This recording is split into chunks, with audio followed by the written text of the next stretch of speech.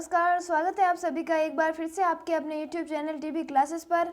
आज के वीडियो में हम दिल्ली पुलिस कांस्टेबल एग्ज़ाम के लिए साइंस के कुछ इंपॉर्टेंट MCQ क्वेश्चन सॉल्व करेंगे। तो वीडियो के एंड तक बने रहें और सारे क्वेश्चन के आंसर देने की कोशिश करें। चलिए स्टार्ट करते हैं। आज की क्लास का हमारा पहला प्रश्न है कि निम्न में से कौन मानव के पैर की हड्डी नहीं है। हमें क्वेश्चन में पूछा गया है कि इन चारों हड्डियों में से कौन सी मनुष्य के पैर की हड्डी नहीं है। तो इस क्वेश्चन का राइट आंसर हो जाएगा ऑप्शन नंबर बी, ह्यूमरस। क्योंकि आप सभी जानते हैं कि जो ह्यूमरस हड्डी होती है वो मनुष्य के हाथ में पाई जाती है। बाकी ये जो टिबिया, फीमर और फिबुला है वो कहाँ पर पाई जाती है? पैर में। इसके अलावा फ्रेंड्स, फीमर से एक और क्वेश्चन बनता है कि मनुष्य के शरीर की सबसे बड़ी हड्डी कौन सी होती है? तो फीमर हड्डी होती है। और वही बात करें सबसे छोटी हड्डी की, तो वो कौन सी होती है? स्टेपिज, जो कि कान की हड्डी होती है। Clear friends? चलिए नेक्स्ट क्वेश्चन। अगला है, मनुष्य के जीवन काल में कितने दांत हैं जो 2 बार विकसित होते हैं? ये तो आप जानते हैं कि जो मनुष्य में जो दांत होते हैं वो 2 बार आते हैं। तो उनमें से कितने दांत हैं जो 2 बार विकसित होते हैं? तो इस क्वेश्चन का राइट आंसर हो जाएगा ऑप्शन नंबर सी, यानी पूरे जो 20 दांत होते हैं ना वो 2 बार आते हैं। Clear friends? अगर बात करें मनुष्य में दांतों के प्रकार की, तो 4 प्रकार के दांत पाए जाते हैं। कौन कौन से? कृंतक, रदनक, अग्र चर्वणक और चर्वणक। Clear friends? इसके अलावा भी एक और क्वेश्चन बनता है दंत सूत्र। ये आपने नाम तो सुना होगा कि मनुष्य का दंत सूत्र लिखिए, तो आपको याद रखना है 21-23/21-23। फिर इस 21 से मल्टीप्लाई करते हैं 2 से। ये है मनुष्य का दंत सूत्र। Clear friends? चलिए नेक्स्ट क्वेश्चन। अगला है, मुख में स्टार्च का शर्करा में पाचन किसके द्वारा होता है? कि हमारे मुंह में जो स्टार्च होता है, कार्बोहाइड्रेट, उसका शर्करा में पाचन किसके द्वारा होता है? तो इस क्वेश्चन का राइट आंसर हो जाएगा ऑप्शन नंबर बी, टाइलिन के द्वारा। Clear friends? फिर अगला क्वेश्चन, क्वेश्चन नंबर 4, कि सर्वप्रथम रक्त परिसंचरण तंत्र का अध्ययन किसने किया था? मोस्ट इंपॉर्टेंट क्वेश्चन है। सबसे पहले रक्त परिसंचरण तंत्र का अध्ययन किसने किया था? तो इस क्वेश्चन का राइट आंसर हो जाएगा विलियम हार्वे ने। ऑप्शन नंबर डी हमारा राइट आंसर है। फ्रेंड्स, एक कार्ल लैंडस्टीनर ये भी थे। इन्होंने क्या किया, जो रक्त समूह होते हैं ना, कौन कौन से? ए हो गया, बी हो गया, ए बी और ओ, यानी इन चारों रक्त समूह की खोज किसने की थी? लैंडस्टीनर ने। और रक्त परिसंचरण तंत्र का अध्ययन किसने किया था? तो विलियम हार्वे ने। Clear friends? चलिए नेक्स्ट क्वेश्चन। अगला है, पेस मेकर का संबंध किससे है? तो जो पेस मेकर होता है उसका संबंध किससे है? तो इस प्रश्न का सही जवाब क्या होगा? ऑप्शन नंबर डी, हृदय से। फिर अगला क्वेश्चन, जार्विक 7 क्या है? फ्रेंड्स, ऐसे क्वेश्चन भी काफ़ी बार पूछे जाते हैं कि एक नाम दे दिया जाता है, जैसे कि जार्विक 7 क्या है? तो हमें याद रखना है कि जो जार्विक 7 है वो क्या है? एक आर्टिफिशियल हार्ट है, यानी कृत्रिम हृदय है, जिसे अमेरिका के एक वैज्ञानिक डॉक्टर रॉबर्ट जार्विक ने बनाया था। उन्हीं के नाम पर इसका नाम रखा गया। फिर अगला क्वेश्चन, क्वेश्चन नंबर 7, कि लब डब जो आवाज़ है वो निम्न में से किस अंग से संबंधित है? ये आवाज़, मतलब ये आपने शब्द तो सुने होंगे, लब और डब, इसका संबंध किससे होता है फ्रेंड्स? हृदय से। मैं आपको बताती हूँ कि पहले क्या होता है कि जो आलिंद और नीले कपाट होते हैं उनके बंद होने से जो प्रथम ध्वनि निकलती है, यानी फर्स्ट साउंड, उसे क्या बोलते हैं? लब बोलते हैं। और जब अर्धचंद्राकार कपाट बंद होते हैं तो उनसे दूसरी ध्वनि निकलती है, यानी सेकंड साउंड, और वो सेकंड साउंड को क्या बोलते हैं? डब बोलते हैं। Clear friends? कि जब आलिंद नीले कपाट बंद होते हैं तो फर्स्ट ध्वनि निकलती है, उसे बोलते हैं लब, और अर्धचंद्राकार कपाट के बंद होने से जो ध्वनि निकलती है दूसरी, उसे क्या बोलते हैं? डब। चलिए नेक्स्ट क्वेश्चन। अगला है, मानव शरीर में हृदय का क्या कार्य है? ये तो आप सभी जानते हैं, मनुष्य के शरीर में हृदय का क्या कार्य होता है? ये ब्लड को पंप करता है।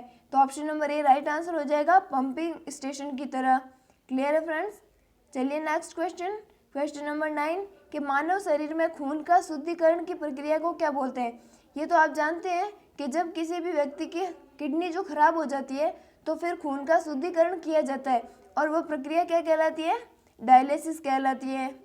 चलिए नेक्स्ट क्वेश्चन, रक्त में लाल रंग निम्न में से किसके कारण होता है? मनुष्य के खून का लाल रंग किसके कारण होता है? तो हीमोग्लोबिन के कारण। Option number B right answer हो जाएगा। अब बात करेंगे हीमोग्लोबिन में कौन सी धातु पाई जाती है? तो आयरन। अगला प्रश्न नंबर 11, कि लाल रक्त कणिकाएं किस नाम से जानी जाती है? यानी आरबीसी, जिसे हम लाल रक्त कणिकाएं बोलते हैं वो और किस नाम से जानी जाती है? तो राइट आंसर हो जाएगा ऑप्शन नंबर ए, एरिथ्रोसाइट। वही बात करें ल्यूकोसाइट किसे बोलते हैं? WBC को। थ्रोम्बोसाइट किसे बोलते हैं?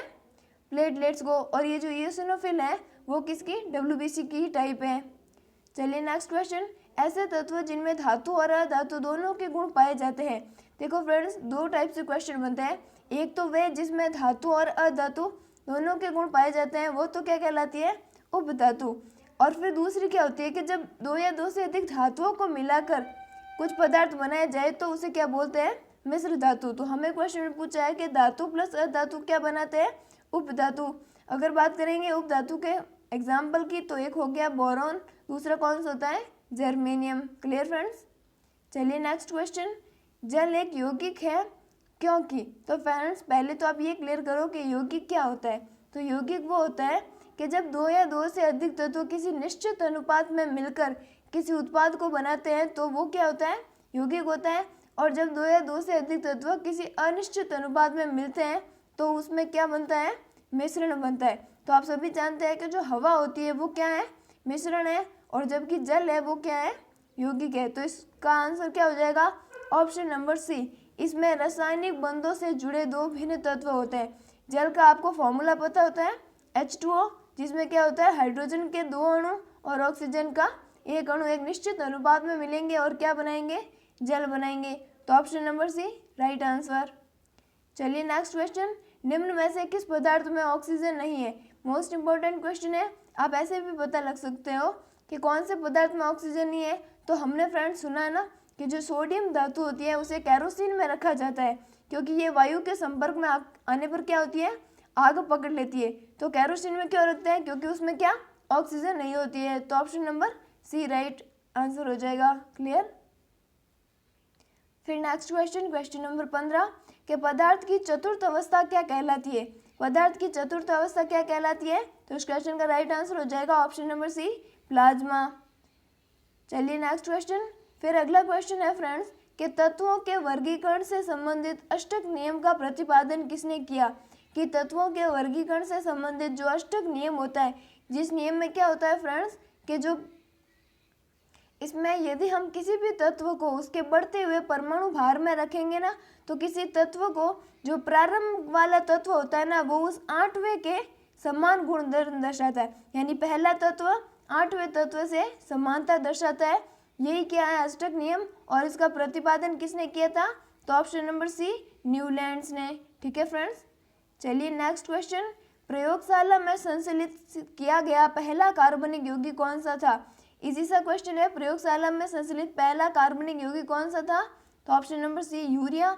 अगर यूरिया के फॉर्मूले की बात करें तो होता है NH2 C double bond O और आगे भी आपको क्या लिखना है? NH2। क्लियर है फ्रेंड्स? फिर अगला क्वेश्चन, कपूर को किस विधि से शुद्ध किया जाता है? बहुत ही इजी सा क्वेश्चन है। कपूर को किस विधि से शुद्ध किया जाता है? ऊर्ध्वपातन। और ऊर्ध्वपातन किसे बोलते हैं? देखो, किसी भी पदार्थ की 3 अवस्थाएं होती है। ठीक है, ठोस, द्रव और गैस। ऊर्ध्वपातन में क्या होता है कि ठोस जो होता है वो द्रव में ना बदलकर सीधे किस में बदलता है? गैस में। क्लियर? फिर अगला क्वेश्चन, IUPAC प्रणाली के अनुसार C2H5OH का क्या नाम है?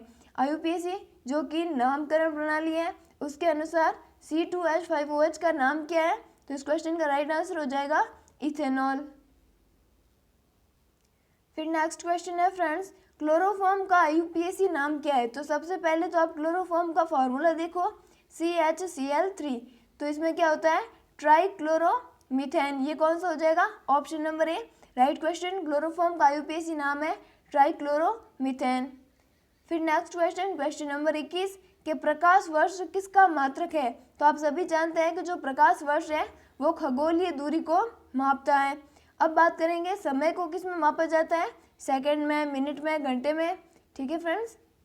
अगला क्वेश्चन हो गया, ल्यूमेन किसका मात्रक है? तो फ्रेंड्स हमेशा याद रखना जो ये ल्यूमेन है वो किसका मात्रक है? तो option number B right answer, ज्योति फ्लक्स का।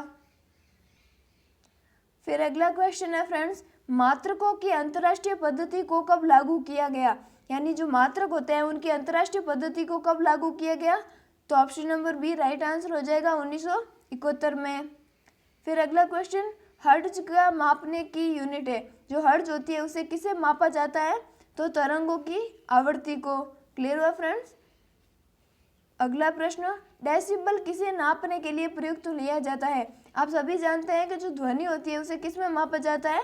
डेसिबल में। तो इस क्वेश्चन का राइट आंसर क्या हो जाएगा? ऑप्शन नंबर सी, वातावरण में ध्वनि को किससे मापा जाता है? डेसिबल से।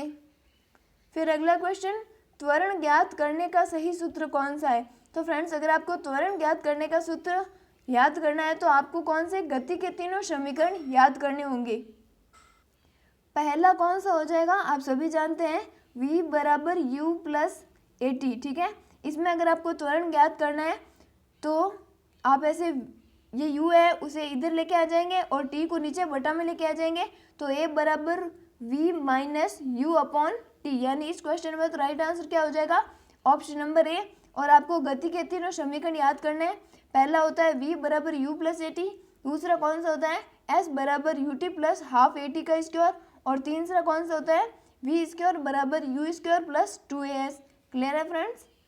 चलिए नेक्स्ट क्वेश्चन, अगला है बल की परिभाषा आती है, यानी न्यूटन के कौन से नियम से बल की परिभाषा आती है? तो क्वेश्चन का राइट आंसर हो जाएगा गति के पहले नियम से।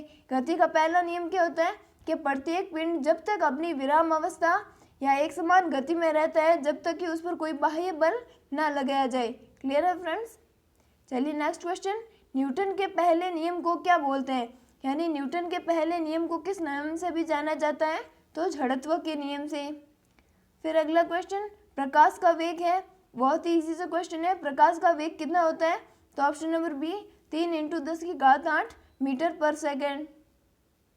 आज की क्लास का हमारा लास्ट क्वेश्चन है, सूर्य ग्रहण कब होता है? ये तो सबसे इजी क्वेश्चन है। सूर्य ग्रहण कब होता है? अमावस्या को। और चंद्र ग्रहण कब होता है?